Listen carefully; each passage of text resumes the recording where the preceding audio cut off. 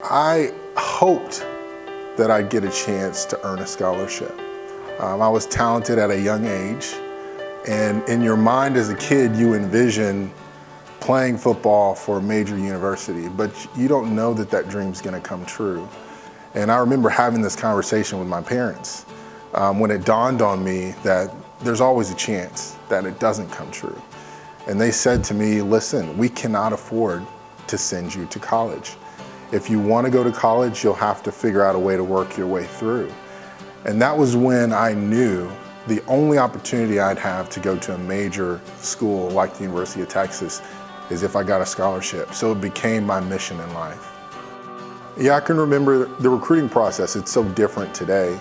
But I remember getting in the mail letters from schools that I had always admired. And when that comes from the University of Texas, you stand up and pay attention. It's like a moment of anxiety, but also extreme anticipation.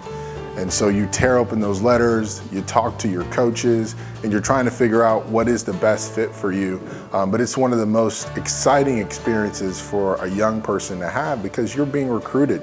It's the first time a major institution says, we want you.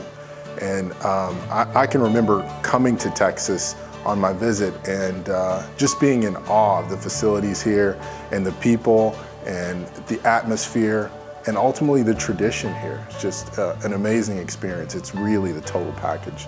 So I had a degree in communications and a minor in business. I was in the Business Foundations program at Texas. Well, I was fortunate enough to get taken as a free agent.